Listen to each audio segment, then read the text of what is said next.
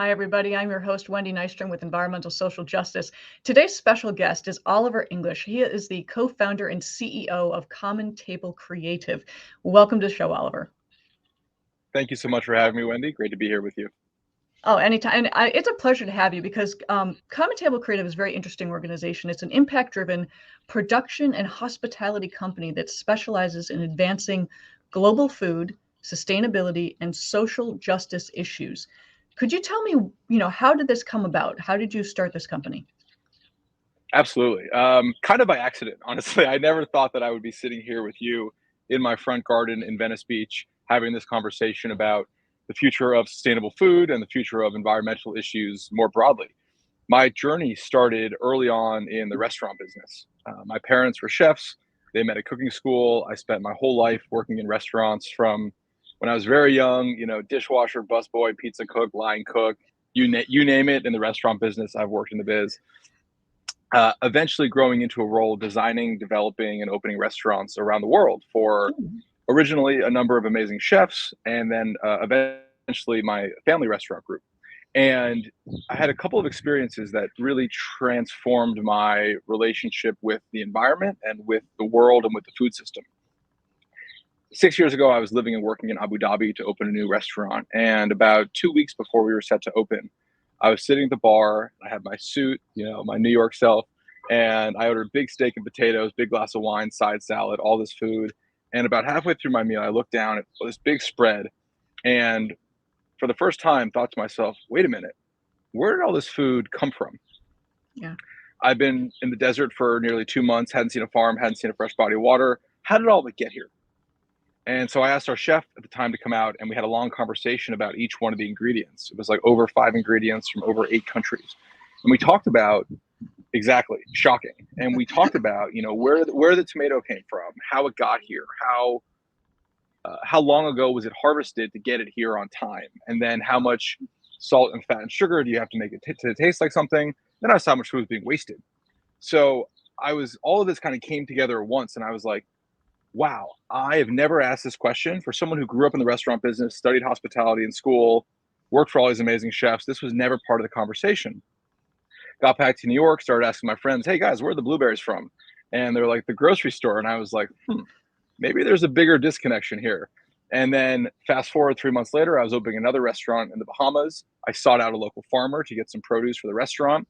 Ended up meeting this amazing farmer named 𝒂𝐸, who I spent 3 hours with. He was the first one to explain to me that the weather patterns he grew up with are so different from the ones today that he doesn't know what to plant. Oh. We looked into the distance and we saw massive trash fires. And he said, there used to be 12,000 farms in the Bahamas. Now there are 1,200. Everything is industrialized in the United States, shipped in on styrofoam wrapped in plastic. They send it to the landfill and they burn it. And despite these challenges, he had a love and a passion and joy for food and farming that I found heartwarming and inspiring. And I called my brother, who was a filmmaker at the time, and I said, "This guy's amazing." And he said, "Well, tell him we're going to come film an interview with him." And honestly, in those days, we had no idea what we were doing, but felt compelled to share this guy's story and the story of the family he was working with to transform this little piece of land next to the airport to feed the Bahamian people healthy organic produce. And that was the beginning of what would become the Feeding Tomorrow documentary journey, where my brother and I and our small team started to interview originally farmers, but then it grew to other people in the world connected to food and the environment by the likes of climate scientists, nutritionists, educators, policymakers, and entrepreneurs who were connected to food in some way.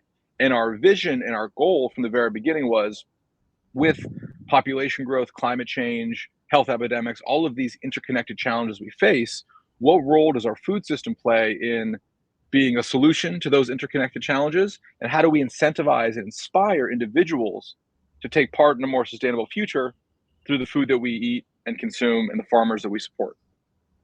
And that was the early days. 2 years into that project, we finally got an investment from a sustainable organization. And we realized that all of these food companies, NGOs, nonprofits were asking us for help with videos. So we actually moved all the way out to Los Angeles, myself, my business partner from school, and my brother Simon, to Venice Beach. And we launched our production company, Common Table Creative. And we said, let's not just work on our documentary, but let's be at the tip of the spear related to environmental storytelling. And so now with our company, we have worked with some of the world's leading food companies, NGOs, and nonprofits around the world to tell stories about food and farming. We have visited over 60 farms across 4 continents and become experts in sustainability storytelling. And so that is our great passion. The documentary is coming out in the fall, and we also host a pop-up farm-to-table dinner experience to further that message and bring people together around the table to talk about a more sustainable future. That's fantastic. I do want to kind of emphasize some of the things you mentioned with our broken food system. Is Abu Dhabi, you're talking 5 ingredients coming from 8 different countries, where people at the time were probably boasting about it. Yes, we flew all this in just for us. And then we realized that maybe not be the best thing. And then going to the Bahamas, where you're talking about farmers that have now been put out of business in place for industrialization. And now the food's being brought in via plastic and styrofoam that is later burned, which is polluting the atmosphere, which is causing contamination. We can get into the greenhouse gas discussion another day, but this is then gets rained down. So you have this vicious cycle happening. And thirdly, the health and wellness, which you do talk about in your documentary. Food is, you need to eat healthy food, organic food, food that doesn't travel too far, because you lose that nutritional value. And Exactly. you actually, in your film, talk a lot about the health benefits, and you have a nutritionist that you interview. Could you explain to people the nutrition aspect? Because I don't think people really understand that. Absolutely. The nutrition of the food that we eat. And this is not something that I knew or was aware of until a couple years ago. So I think most people don't know this. And I think a lot of that disconnection is honestly by design. And so I wouldn't feel bad about not knowing this. But what I have come to learn through this documentary process is that the food that we produce is so, and the health of that food is so directly connected to the health of the farm. And where it's grown and how it's grown, it is incredible. And one of the farmers in our film talks about this: healthy soil, healthy plants, healthy animals, healthy people. That's just the way it is. It works like that. And so the entire nutritional value and quality of the ingredients, whether it's plants or vegetables or the animals that eat those vegetables, is determined by the quality of the farm that those products come from, and how far they travel to get to you. So a farm that is, anytime you've driven through the Midwest, maybe, or in California, particularly the Midwest, and you just see endless fields of corn, right? Corn and soy just for miles and miles and miles. Most people can see that. The food that is coming from those farms are actually not really healthy for you. The soils have been injected with chemical fertilizers, chemical pesticides, and we have grown one type of crop for decades, and we have essentially ripped the nutrients out of that soil, and we have propped up and made those plants look healthy with a lot of chemical additives. So the plants look healthy, but there's not a lot of nutrients in them. No. So the food that comes from large industrialized agriculture farms, whether that's corn or soy or meat from big, concentrated animal feeding operations, which are the big factory farms, effectively. Yeah. Though that food may have a lot of calories and look healthy, but there's not a lot of nutrient density, versus plants and animals that come from small farms that have not just one crop, but many different types of crops in the system, and they are not using chemicals. They are only using what is locally available. The health of the soil, and what's like the thing is the organic matter. So basically just the amount of, health of the soil effectively, is really from those small farms. So when we buy food from farms that are local, that are in season, that are sustainable, organic, that kind of thing, that is a much healthier plant and a much healthier animal than something that comes from far away. Also, one last point: the closer that we can eat food to the source, the better. As soon as you clip a head of lettuce, it starts to die. And so in Abu Dhabi, they had to harvest the tomatoes 3 weeks before they were ripe, so that they were ripe by the time they got to us. So that's why they say seasonality is so important, because you are eating food as close to the source as possible. So that is going to have the most nutrients versus something else. A quick trick to think about here is flavor and color. The foods that have the highest pigmentation. So the deeper, the darker, the purple or the red, the more nutrients it has. If you've ever picked up a tomato and it's big, but it's, you know, kind of pale and not very red, that Yeah. likely came from a not healthy farm, versus a small tomato or any size tomato that is really, really, really red or really yellow or really orange. That's going to have more nutrients and more flavor. Our mouths can taste that. When you taste a vegetable that is fresh and luscious and, you know, vibrant, that is actually more nutritious for you. And you know, instinctively, our tongues have, you know, developed to assess these kinds of things. So look for nutrient density, look for flavor, look for seasonality, and look for what's local. A couple, because I do talk quite a bit about agriculture and the importance of food. And some of the things I've learned, I had a professor talk about our soil, saying we're basically putting our farms on life support and just pumping it full of chemicals to keep it alive. And those corn and soybean farms, I have been told, and I could be wrong, it's primarily used for animal feed for those industrial farms for, you know, cows and animals. So that's a problem in this vicious cycle we continue to create. And talking about your nutrient-rich food, when they're picked when they're green, sometimes they get blasted with ethanol to force them to ripen, which isn't a natural ripening, which actually isn't healthy for you because it's making different sugars. So we're really screwing up our food. We are, and the way that one of the main farmers in our film describes it is like it's a drug addiction. I mean, the fact that Yeah. every year we are pumping chemicals in, and then you develop a resilience to a certain level of chemicals. So next year you've got to add more chemicals, and then you develop, and then the soil becomes used to that level of chemicals. So you've got to add more chemicals. It is literally a drug addiction, and so the American farming system, and therefore the American people, unfortunately, and much of the world, as a, you know, result impact of that, is hooked on drugs. And in this case, the drug du jour is the is the chemical farming system, Yeah. and that has so many impacts, negative externalities, impacts from the quality of the soil to all of those chemicals leaking into the water to, you know, they just did a study of USDA food, the food that we're feeding our children, and the majority of the food that we are feeding our children in public schools in the United States has been tested to have glyphosate, which is the most widely used herbicide in the United States. So this has really significant impacts on the food system, and it is in dire need of a revolution and a shift. Oh, a disruption, absolutely. I mean, you've obviously traveled the world. I had family that lived in Switzerland for a while, so I used to go to Switzerland. And every time I would eat something there, it just tasted better.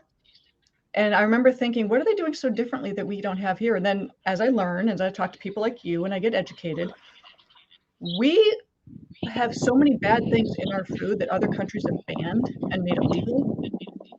We need people like you Yes, to basically bring this to light through your movies, through your productions, through your conversations, to say we have to fix this. We can't rely on the FDA to do it for us. We just have to demand it now.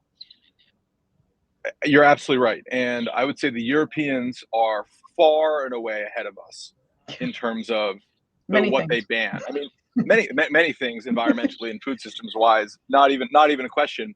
But certainly, the Europeans have banned many of the carcinogenic, you know, cancer-causing chemicals Yeah. that are, you know, just in our entire food system everywhere. They're like, of course we're not going to have glyphosate. Of course we're not going to have all these horrible chemicals that we know cause cancer. Like, obviously, you know, to us, I'm like, of course. Yeah. But there is a reason that you can go to Europe and eat food and pasta and drink wine and eat bread and walk around and not feel terrible, not gain weight. And it's Yeah. because they're using less chemicals. And also, generally speaking, the food system is far less processed. Yeah. And that is a very real situation. So it's not that, you know, food historically, and everyone's heard this adage, you know, let food be thy medicine. You know, the Chinese used it. Many societies have used a version of that throughout human history. And food was medicine up until, Yeah. you know, 60, 70 years ago. And now, unfortunately, a lot of food is poison, quite literally. And the reality is that you're right. The US government is not going to step in and make a change. The USDA is not going to step in and make a change. It is up to the consumers to demand different. Yeah. It is up to the consumers. And so we need, what we're trying to do with our film and with, you know, the other folks that we're working with is how do we create mass systemic awareness so that every single politician at the local level, state level, you know, national level has to talk about a food policy. And without that, they are missing a huge part of what it means to be a leader in this country. And they are missing a huge part of what it means to take care of their population. So this is something that's going to take all of us. We can't wait for this to happen. We've got to do something about it. We also have to squash the lobbyists, unfortunately, because these are multi-billion-dollar companies that are making our food, and they don't want to change. It will impact their, you know, their revenue, and that's where we need. Again, I'm going to could you when can people see your movie? Because I think it's an important movie. It touches on all of these topics. Thank you. No, I agree. I'm obviously a little bit biased, but in the fall, we're actually finalizing our distribution arrangement right now, which is very exciting. But hopefully it'll be out by November, and we can share with your viewers some more details there. But the film is called Feeding Tomorrow, and you can follow Feeding Tomorrow Instagram, or you can follow me, Oliver English, and I post a lot about sort of what's going on with the different events, and we've got some film festivals coming up. But by the fall and by early winter, the film will be available for the world, and I really hope that it helps catalyze change. You know, and there's been a lot of amazing films out there over the past couple of years who have helped to bring these issues to the forefront, and we hope to be part of that movement and to create mass systemic awareness. No, and the more we talk, the more we communicate with people and explain to people that what you're buying in the grocery store isn't necessarily the best thing for you. We've got to know where a food comes from, how it's grown, how it's made, how it's processed. There's a lot of stuff that goes into the processing. And you know, this is a funny story that I can share with you. I was on holiday and they had buffet food, and this woman said, I'm looking for the sugar. Where's the sugar? And they had sugar in the raw, which is brown sugar. You know, it's unprocessed. And she said, no, I want the real sugar. I want the white sugar. And she had absolutely no idea that sugar in the raw was actually better for you than the processed white sugar, which is bleached. And that's the common knowledge that we're dealing with. People just don't know. And we need to have more of these conversations to talk about what is healthy for you, what is the right food for you. It's very true. And that's not even to mention all the sugar that's probably in the salad dressings, the ketchup, the hamburger bun. I mean, the sugar is also a big challenge we face. It is in everything. Yeah. But there has generally been a big disconnection, and you know, Americans have been sold salt and fat and sugar and a bunch of BS in packages. Yeah. And that's the truth. And I think one other important factor here when considering this broader conversation is the environmental considerations. I don't mean just the environmental impact of the food system. I mean, when we're talking about eating healthier, more sustainably, we have to realize that the system as it's set up right now does not make the healthy, sustainable local food readily available to members of all communities. And that is a social justice issue. That is an environmental justice issue. And so back to those big fields of corn and soy, to your point, the majority of that is unedible corn. You wouldn't, you know, do a corn on the cob, dip it in some whatever, and eat that at a barbecue. Like, that's not where that goes. The majority of it goes to processed food, junk food, and animal feed. And so that is why, at a macro level, the United States government and we, the taxpayers, are subsidizing the growth through the Farm Bill of hundreds of millions or more dollars a year of corn and soy and wheat, which is why, if you go downstream, the fast food burger, the packaged good, the thing at the corner store is cheaper, relatively speaking, to the vegetable. So there are a lot of forces at play here. So just to say, hey, you've got to eat better, you know, it's not quite fair. We need to be, I think, more empathetic and thoughtful in that conversation. And we need macro systems change to ensure that the healthy, affordable option is there for most people in every community across the entire country and eventually the world. When I was a college kid in Boston, I would eat at McDonald's or Burger King because I could get 2 burgers, fries, and a Coke for a few bucks. Salad was $8. I mean, what are you going to do? By design. And you know what? You can't fault you for doing that, and you can't fault a single mom, or you can't fault a family for wanting to put hot food on the table. I get that. Yeah. You know, you want to feed your kids, and that's just, you know, that's the first priority, and I understand that. So we need to change the system to make the options more equitable and affordable in the big picture. Absolutely. The whole system needs to be disrupted, and we need more of you. I'm here to help too. I'll back you up. And we need more of you. We need more folks who are recognizing that what needs to change, and to get more voices out there to share this. So yeah. I appreciate that, the Rock Doctor. Thanks. maybe I can be the plant doctor. Hey, go for it. I mean, okay, I don't know. My name was given to me by a colleague. My name, a colleague gave me that name. He was just like, "You're the Rock Doctor." I'm like, "All right." I like it. I like it. No, this has been a fabulous conversation. I love what you're doing. Any new projects that people should know about, or how can they follow? I mean, if you're on all the handles as Oliver English, you're very easily found. Any projects you're working on, or maybe people could get involved? I mean, right now for us, the big project is Feeding Tomorrow. During the fall, we will be doing an impact campaign around the launch of the film, which is going to basically help us to bring people, you know, to do a farm to table dinner tour around the country, to bring the film and do screenings around the country. And that's going to be really how we get that out there. So we've got a couple of smaller projects here and there, but having worked on this film for 6 years, and with the Farm Bill coming up, we really feel like this is now our time to get out there. If anyone wants to learn more, you can go to 𝐂𝐸𝒻𝒒𝒆𝒄.com. That's our production company. Also, I will send out a link. We have a GoFundMe for small donations for the impact campaign. So if anyone is interested in supporting this work and helping us get this message out there, we would be grateful for that.